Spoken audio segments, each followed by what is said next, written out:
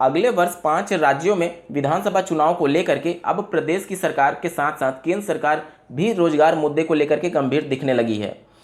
परीक्षाओं पर राज्य स्तरीय 16 विश्वविद्यालयों के द्वारा फैसला लिया गया है। कब से परीक्षाएं प्रस्तावित हैं, इसका डीएलएड के प्रमोट मुद्दे पर क्या प्रभाव पड़ेगा और साथ ही शिक्षा जगत से जुड़ी कुछ प्रमुख खबरों को हम लोग इस वीडियो में डिटेल में कवर करने वाले हैं। तो अंत तक बने रहिएगा इस वीडियो के साथ बिना किसी पार्ट को स्किप किए हुए। नमस्कार दोस्तों, मेरा नाम है नीरज और आप देख रहे हैं करियर बिट यूट्यूब चैनल। अगर आप इस चैनल पहली बार विजिट कर रहे हैं तो इसको सब्सक्राइब करते हुए बेल आइकन को प्रेस करना ना भूलें। पिछली कुछ शिक्षक भर्तियां नियम विरुद्ध हुई हैं, जिसमें बीएसए को यहां पर निलंबित करने जैसे मामले प्रकाश में आ रहे हैं।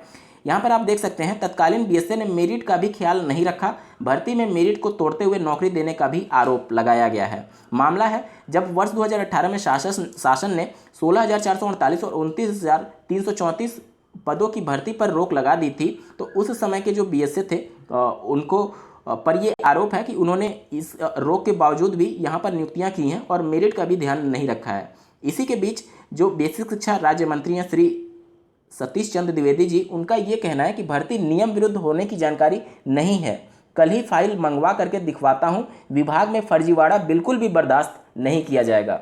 सबसे पहले बात करेंगे नौकरियों को लेकर के सरकार के द्वारा क्या कुछ पहल किया जा रहा है। तो स्क्रीन पर आप एक आर्टिकल देख पा रहे होंगे, जुलाई से सभी नौकरियों की जानकारी एक जगह मिलेगी।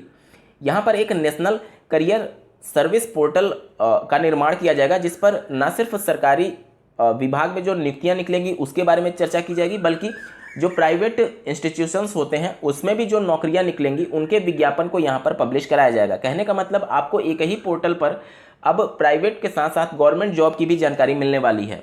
यहां पर ये पूरा आर्टिकल आप देख सकते हैं। यहां पर राज्य सरकारों को भी निर्देशित किया गया है कि अगर राज्य सरकार चाहे तो खुद का अपना जॉब पोर्टल बना सकते हैं। यहाँ पर वर्ष 2025 तक इस पोर्टल की फंडिंग की व्यवस्था कर दी गई है। स्क्रीन पर आप देख पा रहे होंगे, केंद्र सरकार ने नए श्रम कानूनों में प्रावधान किया है कि सभी नियोक्ताओं को अपने प्रतिष्ठान में नौकरी के बारे में नेशनल करियर सर्विस पोर्टल पर जानकारी देना जरूरी होगा। हालांकि ये कानून अप्रैल के बाद से ही अब तक राज्यों में विधानसभा चुनाव के चलते लागू नहीं हो पाए थे। इस पोर्टल पर अभी तक कुल 97,91,501 बेरोजगार और 1,49,182 नियोक्ता और 1,73,455 नौकरियों की जानकारी उपलब्ध है। यहाँ पर पूरे देश भर में बेरोजगारों की संख्या 97,91,000 बताई जा रही है। और अगर उत्तर प्रदेश में ही बेरोजगारों की संख्या देख लें तो लगभग इससे आधी संख्या तो सिर्फ उत्तर प्रदेश में ही मौजूद है। और उसमें भी अगर बीएड बीटीसी की संख्या देख लें तो लगभग 10-12 लाख बीएड बेरोजगार बैठे हुए हैं और डीएलएड की भी संख्या लगभग 7 से 8 लाख पहुंच चुकी है। तो यहाँ पर देख लीजिए कि बीएड बीटीसी वालों की संख्या भी लाखों में है। और अगर सिर्फ ग्रेजुएट कर के बेरोजगार अभ्यर्थियों की बात करें तो जो 97 लाख का आंकड़ा है पूरे देश भर में, उससे आधा तो सिर्फ यूपी में ही बैठे होंगे। नई व्यवस्था से क्या लाभ होगा, तो निश्चित तौर पे इससे लोगों को एक ही पोर्टल पर एक ही जगह सभी जानकारियां उपलब्ध हो जाएंगी, चाहे सरकारी नौकरी की हो या फिर प्राइवेट नौकरी की हो। लेकिन फिर सवाल यही उत्पन्न हो जाता है कि आप नौकरियों का विज्ञापन निकालिए। यहाँ पर बेरोजगार इतनी पैनी नज़र बनाए हुए हैं विज्ञापनों पर कि आप एक छोटी सी भी विज्ञापन निकालेंगे तो पूरे देश भर में हल्ला हो जाता है। वर्ष 2022 में 5 राज्यों में होने वाला विधानसभा चुनाव और उसमें भी उत्तर प्रदेश का विधानसभा चुनाव बहुत ही ज़्यादा महत्वपूर्ण है, क्योंकि यही एक रास्ता है जिससे हो करके 2024 में लोकसभा चुनाव को टारगेट करने की केंद्र सरकार ने अभी से प्रयास शुरू कर दिया है। जैसा कि आपको ज्ञात होगा, 18 जुलाई से बीएड प्रवेश परीक्षा प्रारंभ हो रही है और 2 जुलाई से कई विश्वविद्यालय के द्वारा परीक्षाओं के संदर्भ में दिशा निर्देश और परीक्षा कार्यक्रम जारी कर दिया गया है। तो प्रदेश की सरकार के द्वारा जो भी कॉम्पिटिटिव एग्जाम है उस पर जल्दी से विचार करना जरूरी है, क्योंकि बहुत से ऐसे एग्जाम हैं जिनको पोस्टपोन किया गया, जिसमें यूपी टेट की भी परीक्षा है, जूनियर एडेड की भी परीक्षा है और अन्य यूपी SSSC के माध्यम से भी कई परीक्षाएं, पेट का एग्जाम भी होना है।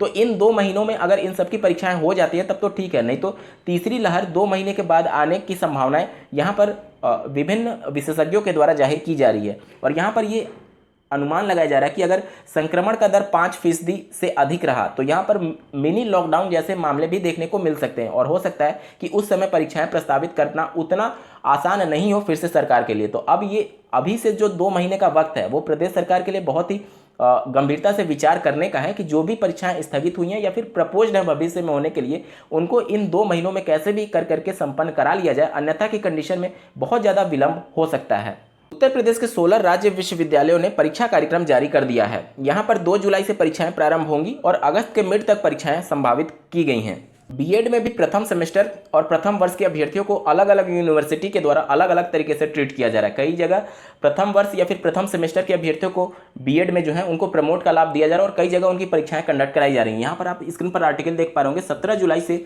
होगी बीएड प्रथम सेमेस्टर की परीक्षा।